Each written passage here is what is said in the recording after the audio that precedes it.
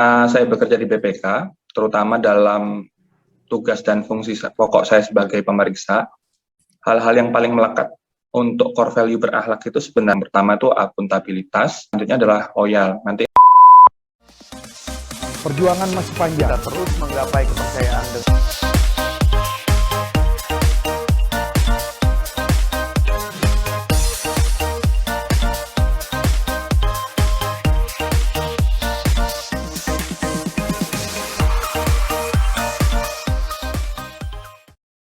Hai sahabat Koral, kembali lagi bersama saya Putu Artayunda Larasati dan rekan saya Fityanati. Sebelumnya mungkin podcast hari ini dibuka dengan pantun dulu kali ya. Boleh. Kalau liburan harus taat prokes, berliburnya ke kota Solok. Ini dia Koral Podcast, jargonnya talk. Nah, untuk sesi hari ini kita akan bahas sesuatu yang menarik nih. Kira-kira bahas apa sih, Yan? Hari ini kita akan membahas sesuatu yang menarik nih, tentang penerapan nilai dasar berakhlak di instansi pemerintahan, Ras. Mungkin boleh dikasih tahu nih Yan sebelumnya ke sahabat Koral, apa itu berakhlak? Berakhlak itu merupakan nilai-nilai dasar ASN yang nantinya digunakan dalam menjalankan tugas jabatan PNS secara profesional. Nilai-nilai dasar inilah yang menjadi pedoman kita sebagai seorang ASN. Dengan berpegang teguh dalam nilai-nilai dasar ini, diharapkan ASN dapat memberikan kontribusi terbaiknya, baik dalam instansi, bangsa, dan juga negara. Oleh karena itu, untuk memperkuat pemahaman kita nih tentang nilai dasar berakhlak ini, kita sudah menghadirkan narasumber yang berbagi cerita mengenai penerapan nilai berakhlak yang pernah dialami oleh sang narasumber.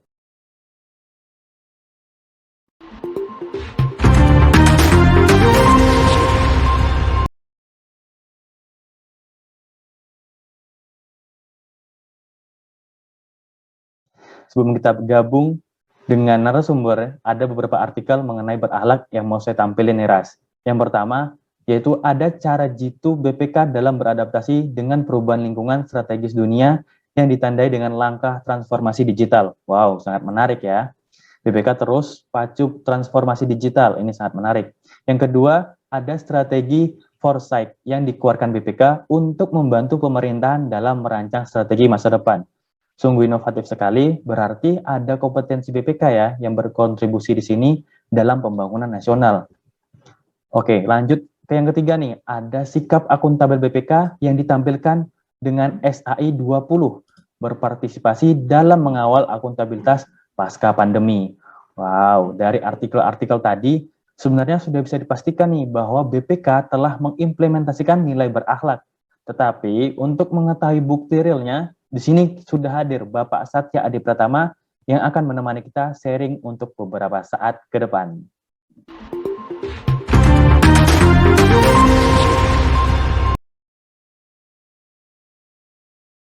Ya, halo Pak Satya. Mungkin bisa perkenalan singkat dulu nih Pak, biar para sahabat Koral di sini lebih akrab ke narasumber kita kali ini. Oke, halo rekan-rekan semua. Perkenalkan, nama saya Satya Adi Pratama. Biasanya dipanggil Satya.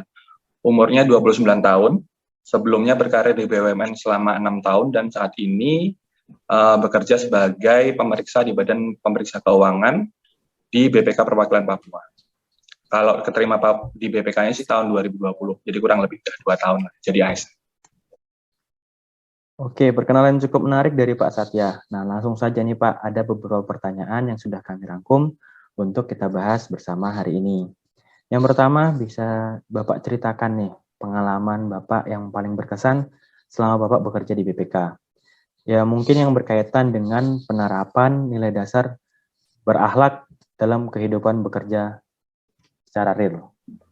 Oke, selama saya bekerja di BPK, terutama dalam tugas dan fungsi pokok saya sebagai pemeriksa, hal-hal yang paling melekat untuk core value berakhlak itu sebenarnya ada beberapa hal. Yang pertama itu akuntabilitas, karena ketika kita melakukan tugas kita dalam suatu pemeriksaan, outputnya harus jelas, tugasnya pekerjaannya itu harus terukur dan juga nanti bisa dipertanggungjawabkan. Terus yang selanjutnya adalah loyal. Nanti rekan-rekan kalau misalnya pun jadi pemeriksa, ketika sedang mengaudit suatu entitas, udah nggak kenal waktu lagi tuh. Jadi kalau misalnya kita capek dan nggak loyal, otomatis kita akan jenuh dalam melakukan tugas dan fungsi kita. sehingga nilai loyal juga sangat dibutuhkan. Lalu yang berikutnya itu ada adaptif. Kalau yang soal adaptif itu mungkin rekan-rekan juga udah tahu kalau di BPK itu penempatannya dipindah-pindah terus, rolling terus setiap 4-5 tahun sekali pindah daerah.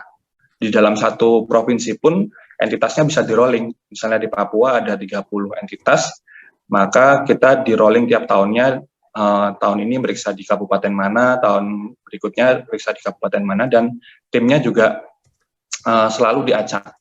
Jadi otomatis kita dituntut untuk bisa adaptif dalam setiap lingkungan yang berbeda, bisa berkolaboratif juga terhadap tim-tim yang baru, juga dengan pimpinan-pimpinan yang baru. Banyak banget nanti kita harus menekan ego pribadi kita masing-masing saat bertugas. Kalau misalnya pun nanti ada beberapa hal yang ternyata nggak sesuai dengan idealisme kita, otomatis kita juga harus menekan hal itu. Karena balik lagi bahwa tuntutan tim itu kita harus bekerja secara tim, output dari tim itu adalah bareng-bareng, bukan lagi ego masing-masing pribadi kita. Mungkin itu sih sedikit.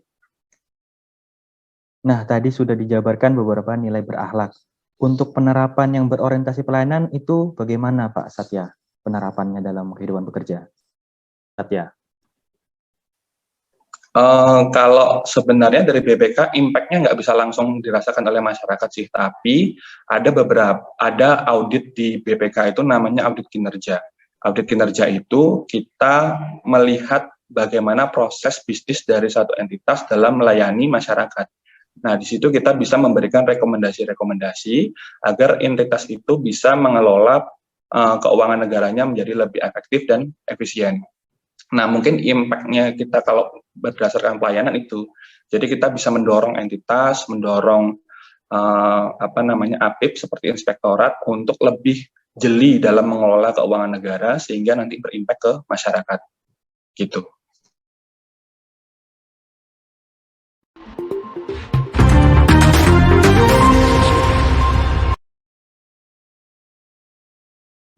Wow, jawaban yang sangat menarik ya. Saking menariknya mungkin bisa dikasih tahu lagi nih Pak, untuk para CASN, gimana sih caranya mengimplementasikan nilai dasar berakhlak nanti ketika sudah terjun langsung di instansi pemerintahan masing-masing? Kalau masih level CASN mungkin tidak terlalu muluk-muluk ya, tetapi mulai dari hal-hal yang kecil dulu. Misalnya rekan-rekan CASN yang pertama harus solid dulu nih antar angkatan.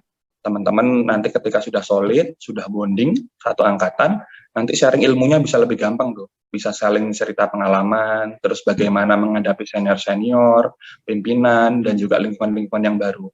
Karena beberapa hal yang mungkin selalu miss di CASN adalah dia nggak bisa berkolaborasi, nggak bisa beradaptasi di lingkungan yang baru. Nggak bisa bonding dengan senior, nggak bisa bonding dengan ketua timnya. Nah, itu mungkin nanti yang pintu awal masuknya ketika teman-teman harus dalam berorganisasi di lembaga ini. Jadi kalau misalnya nanti sudah beradaptasi dengan baik, nanti otomatis langsung bisa berkolaborasi itu. Ketika sudah bisa berkolaborasi, maka dalam tim nanti akan perform, memberikan kontribusi yang maksimal, sehingga nantinya bisa memberikan manfaat juga dalam setiap program pemeriksaan yang diikuti oleh rekan-rekan CASN sekalian.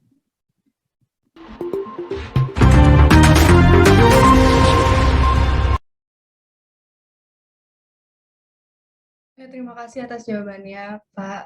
Mungkin untuk pertanyaan selanjutnya, bagaimana harapan Bapak untuk kedepannya, baik untuk pribadi ASN ataupun instansi dengan diterapkannya nilai dasar berakhlak? Yang perlu di-highlight oleh teman-teman sekalian sebenarnya di ASN itu nanti akan berkutat dengan yang namanya rutinitas.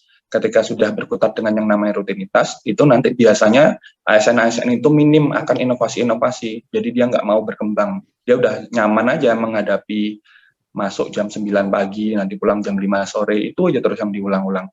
Tapi kalau saya pribadi ingin berharap ke rekan-rekan sekalian bahwa selalu gali potensi diri dari masing-masing rekan-rekan sekalian. Mereka yang orang teknik, mereka yang orang akuntansi, mereka yang orang yang macam-macam itu, ketika di BPK harus memberikan kontribusi melalui bidangnya masing-masing.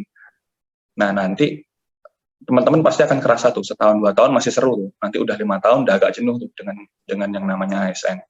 Nah, nanti harapannya teman-teman kalau nanti misalnya lanjut S2 atau misalnya ngikut seminar-seminar dengan menambah ilmu, terus ngikut short course masing-masing di lembaga, itu nanti teman-teman secara tidak langsung menggali potensi diri rekan-rekan sekalian. Kalau sudah menggali potensi diri, otomatis nanti harapannya udah nggak bosan tuh. Kalau udah nggak bosan, nanti bisa berkontribusi maksimal juga di saat pemeriksaan. Karena nanti pas di pemeriksaan tuh macam-macam tuh masalahnya. Kalau ilmunya nggak berkembang, otomatis kita nggak bisa berkontribusi baik dalam tim. Nah, kalau kaitannya dengan berakhlak tadi, karena outputnya adalah berorientasi ke pelayanan prima untuk masyarakat, maka jangan sampai opini, rekomendasi yang kita berikan kepada entitas-entitas atau pemerintah daerah itu tidak bisa dimaksimalkan oleh mereka, tidak bisa dimonitor dengan baik oleh kita juga. Kalau kita sendirinya sudah bosan dengan rutinitas kita sehari-hari. Jadi jangan sampai bosan dan terus gali potensi diri dari masing-masing kalian. Itu aja sih.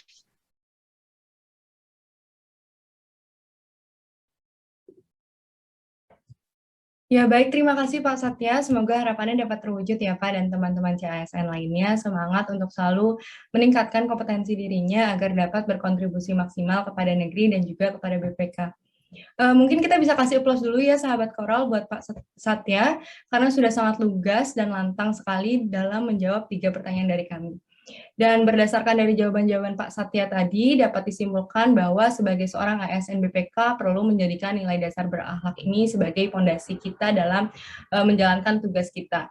Kita perlu memiliki akuntabilitas agar output tugas itu jelas, terukur, dan juga dapat dipertanggungjawabkan.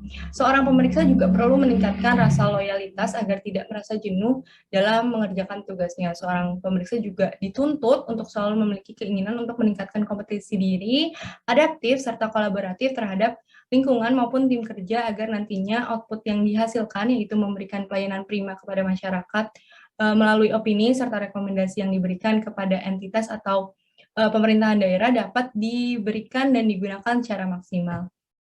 Ya, mungkin kita cukupkan untuk sesi Q&A kali ini. Terima kasih untuk Pak Satya sebagai narasumber, karena sudah menyempatkan waktunya untuk berbagi pengalaman serta opini pada hari ini. Nantikan pembahasan isu-isu seru lainnya di sesi Koral Podcast selanjutnya, dan akhir kata, saya Putu Artayunda Larasati dan rekan saya Fitian Ardi, pamit undur diri. Koral Podcast, talk, talk, talk.